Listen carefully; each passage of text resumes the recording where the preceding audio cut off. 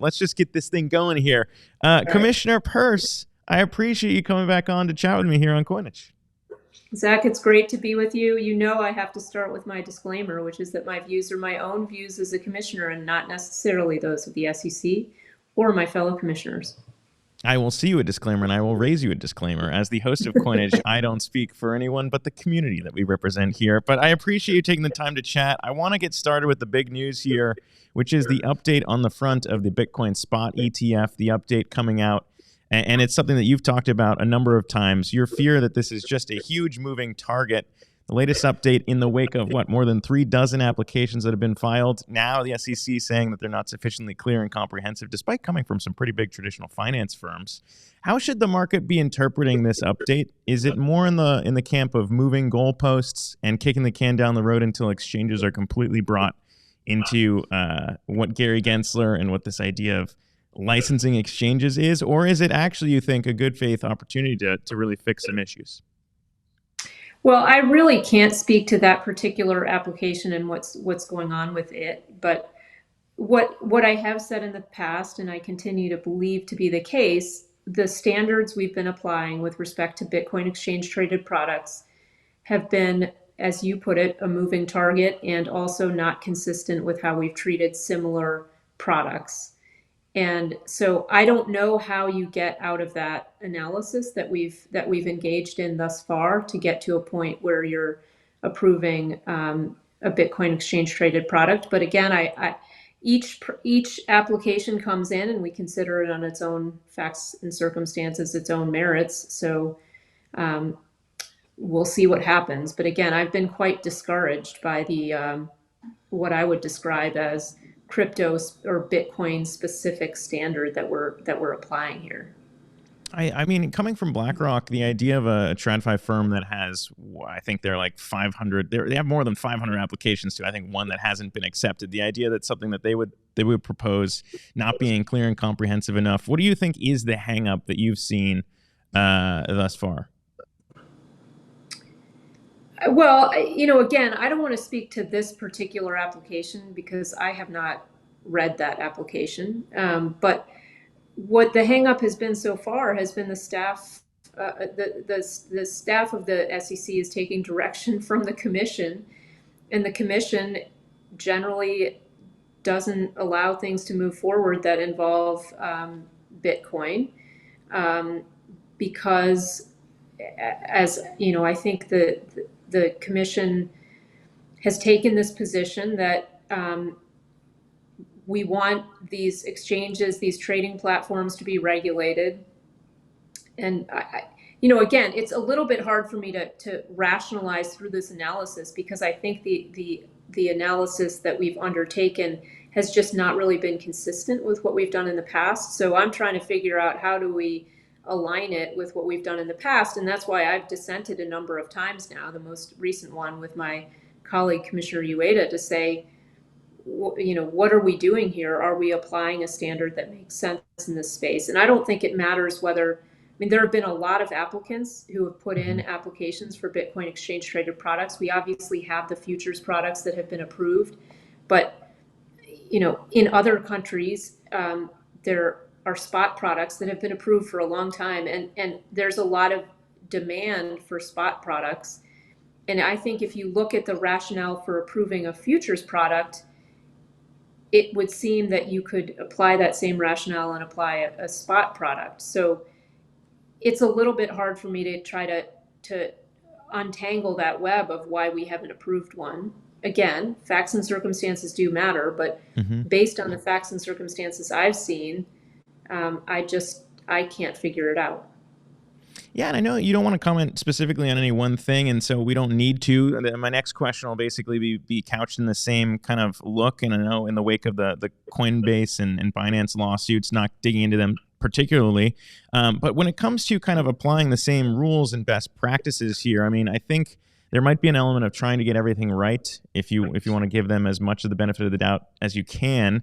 But what is the most important thing in your mind to get right when you look at kind of regulating crypto markets as they are versus traditional financial markets as they are? Given that I think, there are a lot of people who would agree with you that say the old system isn't necessarily the best system to emulate, given everything we've seen in the past with GameStop and AMC? I mean, what is the most important thing to get right in leveraging the technology that is offered by crypto to create a more fair and just financial system? Well, I think that what you want to do is you want to take a look at centralized entities that are active in the crypto space, and you want to decide whether or not it makes sense to apply regulation to them. And I think one can make the case that yes, it makes sense because there are a lot of the same kinds of issues that arise with respect to centralized entities in the crypto space as with respect to other kinds of centralized intermediaries in the traditional financial space. So you want to think about conflicts of interests. You want to think about transparency because, if you have a centralized entity, there's an information asymmetry. The centralized entity has information that its customers don't have. So how can you bridge that gap and make sure that the customers are getting information they need? And so these kinds of what's happening to the customer's assets? Do they actually continue to belong to the customer, or do they belong to the entity? And if so, what happens in a bankruptcy situation? These are all things that financial regulation can deal with. But I think in your question was an important point, which is that there are unique aspects of the technology that then we need to think about differently, right? We need to think about where the technology does allow for transparency, sort of inherently allows for transparency, inherently allows for equal access, inherently prevents some of those conflicts of interest from arising. And that really takes you down the DeFi road. And there's a lot of stuff that calls itself DeFi that is not. But when you really are talking about DeFi, I think you need to think about a different kind of approach to regulating that. Because if you don't, you end up actually preventing people from interacting with one another directly in ways that would be considered extremely draconian in the traditional financial world. Given some of the delays in creating any clarity here for the wider crypto market, I just have a quick follow-up on that point. In your personal view, has the SEC over the last year on the whole helped or accidentally hurt more retail investors on the margin, given all the crypto collapses we've seen? There are people, the SEC, I know there are a lot of people who are very critical of the SEC, and I'm quite critical often of my own agency as well. And I think one of the reasons that I've been critical and that some others have been critical is that in the absence of a regulatory framework that makes sense, you end up with a world in which it's really hard to distinguish the good actors from the bad actors. And you end up in a world where people spend a ton of time thinking about how do I comply, or should I just leave the US, or should I just not do should I just shut down my project? You end up with a lot of wasted energy on the part of people who are trying to do things, and you end up with wasted energy on the part of the regulator who doesn't know which way to turn in terms of where should our enforcement resources really be spent. And so I don't think that it serves the American public to keep this sort of regulatory ambiguity so that you can come in after the fact with enforcement. Why not have some regulatory clarity, and then it's much easier for us then to wisely allocate our enforcement resources. And I think that would be protective of retail investors. Now, I have to say that some people criticize the SEC and they say, well, the SEC should be stopping things, but at the same time they're saying, well, this isn't the SEC's jurisdiction. Well, you can't have it both ways there. Agreed. Either. Yeah, and I'll be the first to point out we've highlighted some hypocrisies on the part of the SEC, but that is one that is also a hypocrisy on the side of people who are critical of the SEC. So I will fully give you that one as well. But I do want to dig into the point that you raised around consumer protections or protections in general, because that is generally the defense that Chair Gensler has always sang in trying to, I guess, justify some of the moves that have been used thus far. And I think it is fair to say he's gotten more vocal in that defense recently. If you look at his last congressional testimony in what he was trying to say about the banking collapse that we saw this year and crypto's role in it, I think it was pretty interesting to see him try and say Signature went down because of crypto, and that whole point was refuted the very next day by New York's Department of Financial Services head, in front of the same body of Congress. So I'm curious, would you consider it stretching the truth to say that crypto caused this year's banking collapse? I'm not a banking regulator, and so I don't want to say that I have the definitive answer to why certain banks are not in operation anymore versus others still are. But I think there's a point that is really important for regulators in Washington to realize, which is that if you tell crypto companies that, or if you tell traditional financial institutions that we really don't want you dealing with crypto companies, Mm-hmm. there are some that traditional financial institutions that might say, okay, well, we'll put risk measures in place and we're still willing to deal with them because we see a business case here. But there are many that will say, okay, we're just not going to, it's just not worth it to us to deal with crypto companies. And so then you end up in a situation where, not surprisingly, all the crypto activity gets concentrated in a few institutions. And we all know from many historical examples that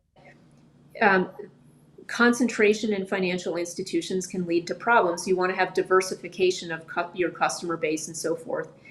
And so it is not surprising to see that sometimes there are problems that result from that concentration. But I think regulators need to also look at their policies and say, wait a minute, is it right for us to be saying that a legal industry shouldn't be getting banking services?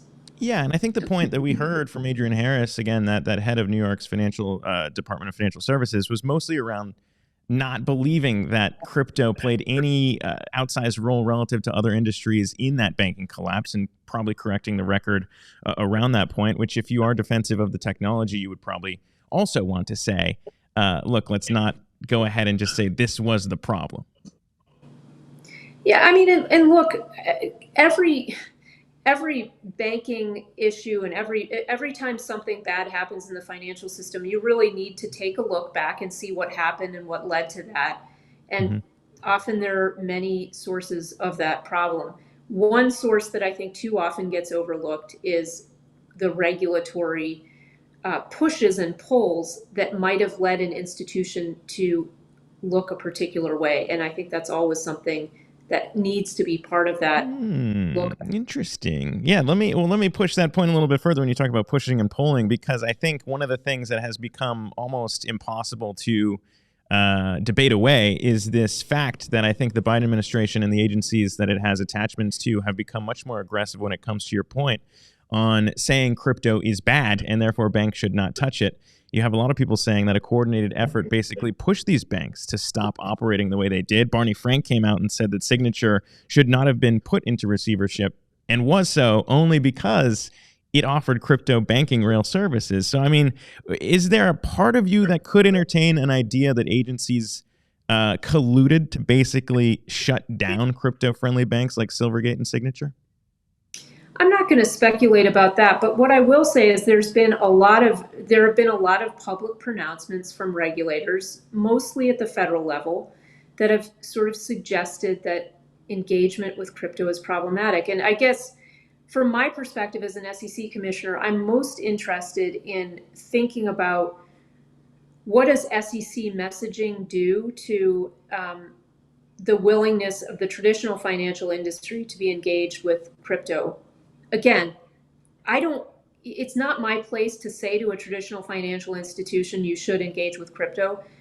My question is, there may be ways that blockchain ends up, and other related technologies cryptography end up potentially making the traditional financial markets more efficient.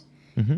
But that kind of experimentation will not happen in the United States in a really alive way unless you have a regulator who's willing to work with market participants on those experiments. And so what I'm hearing is I go abroad and I hear, oh yeah, the regulator is working with us to try this experiment to use blockchain in this limited way.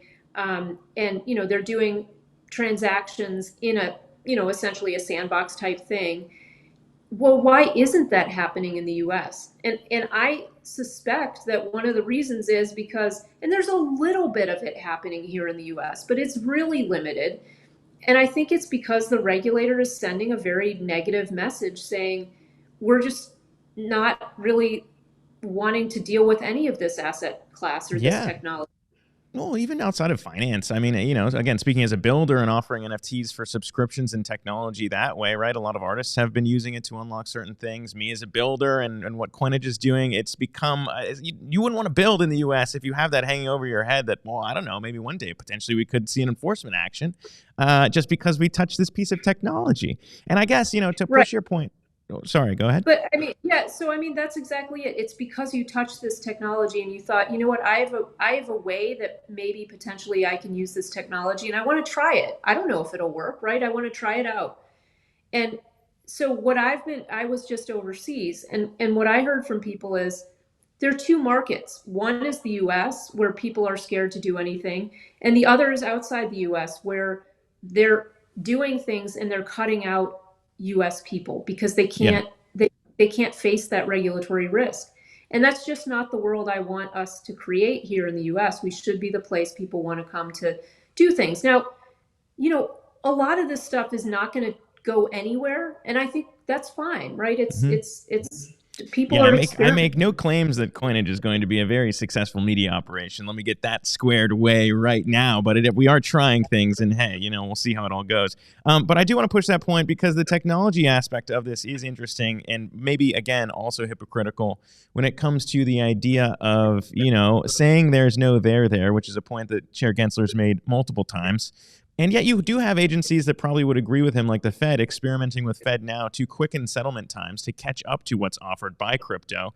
So is it not extremely hypocritical to say that the SEC is tech neutral, but then also basically come out there and say there's no there? Yeah, I mean, I think that the tech neutral point has sometimes been a little bit flipped on its head, right? Because yes, being I'm sorry about my clock, but that's fine. Being tech neutral doesn't mean that you don't use your exemptive authority to allow for some of these experiments to move forward. When I see the tech neutral flag being raised, I say, well, then why are we setting different standards for stuff that involves anything crypto or blockchain? I understand why you want to warn the American public that if someone comes to you and is offering you something related to crypto, it might be something that is not legit and you want to ask some questions. That's fine. I mean, we put out those kinds of risk alerts about all kinds of things. But this whole notion that there's a whole separate set of standards that apply, a separate higher set of standards that applies in the crypto space than anything else, that to me doesn't sound very tech neutral. Well, I'm not surprised we agree. I mean, I've used crypto. I obviously have a wallet. Chair Gensler has noted, though, that he's never bought Bitcoin or used crypto. And as a journalist, I've always been kind of put off by the idea of media rules saying journalists can't use crypto because there's no way to really learn other than getting your hands dirty. So I'm curious if you've ever bought crypto, used the wallet. No, I haven't. And I mean, I do, I accept the fact that that's really kind of problematic. There obviously can anyone at the SEC use it to try? Well, I mean, I can't speak to everyone. I have to think about the ethics rules as they apply to me, right? And I've been pretty outspoken around crypto, and I don't think it would be appropriate for me to hold crypto at the same time that I'm trying to push policy in a particular direction. But it certainly is it makes my job more difficult that I can't get my hands dirty, as you say, and so it does hamper me, but there are reasons for that, right? There are other requirements that we have and restrictions that we have. I guess now that I said it out loud, getting your hands dirty is probably a terrible turn of phrase to be using when we're talking about dipping a toe in crypto. Maybe getting your hands clean from other things could be better. I don't know. But I think that it is the ability to see how things work, to see that sometimes things don't work, right? And that's part of the learning process too.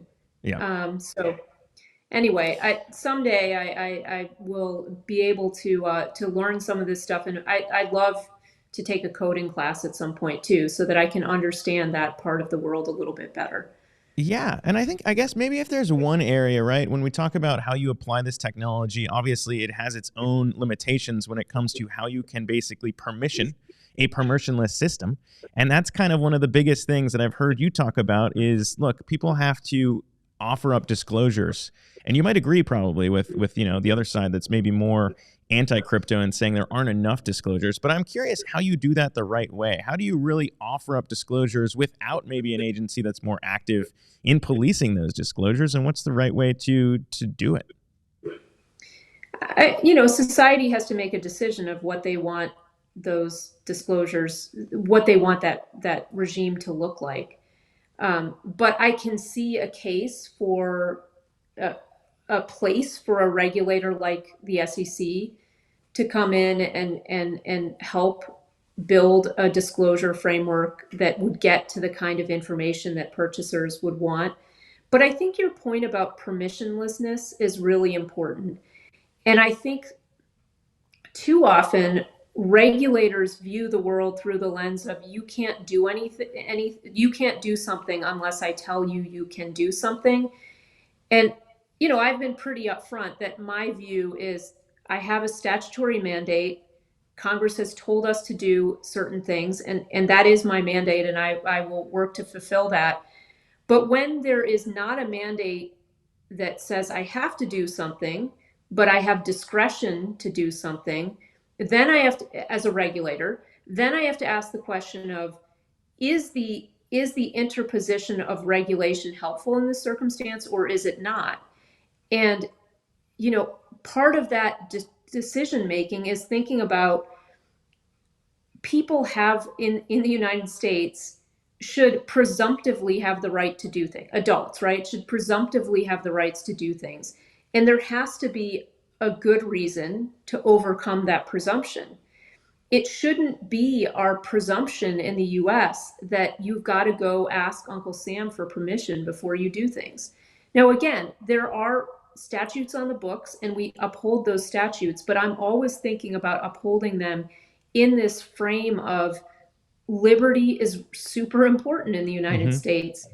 And, I fear that in the conversations around crypto, we've lost a little bit of that sense of how important that principle is in the United States. Yeah, I think that's well said, and I know we've only got like 5 more minutes here, so I wanna end on a couple different questions, and all of that's been super helpful. But let me ask you a personal question, if I may, here, Commissioner Peirce. And we're just talking man to woman, woman to man. Hester Peirce, 2 years left on a 5-year term. I've lost count of the amount of dissents that you've written. Seemingly maybe the only voice that's out there defending this technology and, as you said, the right to experiment with it against the idea that there is no there in crypto at the SEC. Is Hester Peirce, the woman who's sitting beautifully in front of the light in the window, getting tired? Well, look, I would love it if my agency opened the doors to innovation. And again, it's not about having the SEC say, we think crypto is the future of the country. That's not what I'm asking for. I'm asking just for the doors to be open to say people can experiment. We're not going to make a merit judgment on this technology. I would love to be in that position. I think that there are things that we can do, even at a time like this, when a lot of the regulatory news seems pretty negative, to prepare to move forward when those doors do open. So let's think about what does a reasonable, effective regulatory regime look like, and let's take it piece by piece, and let's have that ready to go so that as soon as those doors do open, people can come in, we can have a conversation about it. We can have people from all sides, people who hate crypto, love crypto, are ambivalent about it, investor protection types, have that conversation and then move forward quickly, because I think once those doors open, we really need to take that opportunity to move forward. Well, So we've heard that. We've heard that from Chair Gensler so many times. Sorry, I'll let you finish your point. no, go Well, ahead. we've heard that point from Chair Gensler so often that just come in and register or come in and talk with us. I mean, it sounds like you're saying that it's not possible for people to come in right now. Well, I mean, I haven't seen a lot of evidence of it working very well. So I understand. I understand why people are not particularly happy with the status quo.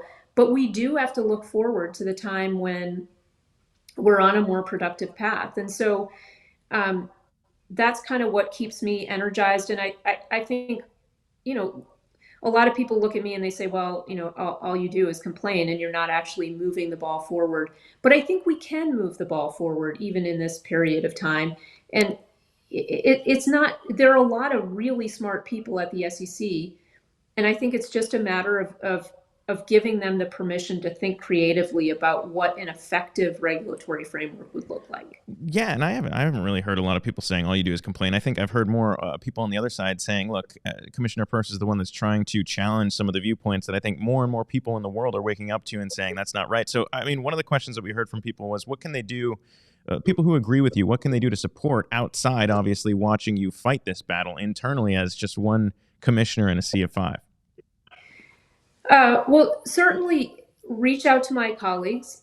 They need to hear from you. But I think the second piece is really helping me think through what would that framework look like. I should mention that Congress is working quite hard. I think you see we've seen the bill released in the House, and there's talk of Lemus Gillibrand coming back in the Senate.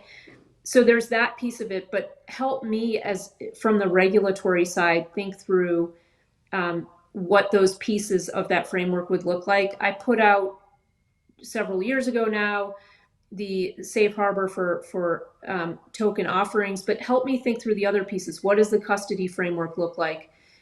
What are the other pieces of this framework? What would trading platform rules look like? How do we protect, tell me on custody what we should do. I want to have that conversation involve as many voices as possible. But I'm open to all kinds of ideas on that. Well, I feel like a lot of the onus is also on builders in the space to maybe not fraud, to not defraud people, to not build projects that fail, to go into it with proper disclosures. There's that, right? It's hard because, if you have examples that you got to battle and that's all everyone sees, it makes your job harder. Well, it does, but you can distinguish yourself by being fully transparent about the optimism that you have, but also the challenges that you face and what you're doing. I mean, it doesn't take a regulator to tell you that when you're selling something to someone else, they need to have full understanding of what you're planning to do with the money that you raise and what you see the future looking like. So you're right. There's that piece too. I think don't rip people off. It's a good rule to live by. It's one my mom taught me. Yes. But no, it's one that we are trying to explore as a Web3 media outlet governed by our NFT holders, as a Colorado registered DAO cooperative, trying to follow the rules. And, we have a lot of interesting people giving us interesting ideas. I know we've used pretty much all our time here, but one of the things that I wanted to propose to you, again, we hear a lot of the feedback from people in the crypto community praising you for what you've been able to do. Obviously, you're known affectionately as Crypto Mom. One of our community members was talking about shirts we could make, by the way, to show support. We do have a couple options here. I don't know if any of these are good, but it's... My other mom is Hester Peirce, which outside of the context of Crypto Mom, that would be a weird shirt to show. There's also people who want Chair Peirce, and I think they're setting their sights too low because we've got Peirce for Prez here, which I think is another one. Don't know if that one does it for you. But then for those who don't speak English, who just want to know what's going on here, I guess this is still English, but Crypto Mom, we've got that one for you. We've got that one for you as well. But no, Commissioner Peirce. No, that's funny, but I do want to say one thing seriously, which is our government is not a government of people, it's a government of principles. And I firmly believe that. And we need to build a government, and we need to support a government that works regardless of who's sitting in my seat. And that's what I'm committed to doing. And so let's focus more on the principles of liberty and letting people live their lives, building reasonable rules around that, but really giving them maximum freedom. So that's my pitch. I mean, that said, you do want one of these shirts though, right? Not allowed to take it. All right. Well, maybe we'll have you sign them and we can give those away for charity as well. But Commissioner Peirce, I appreciate you taking the time to chat with us. Thank you so much. And hopefully we can have you back again soon. Thanks for having me. This was fun.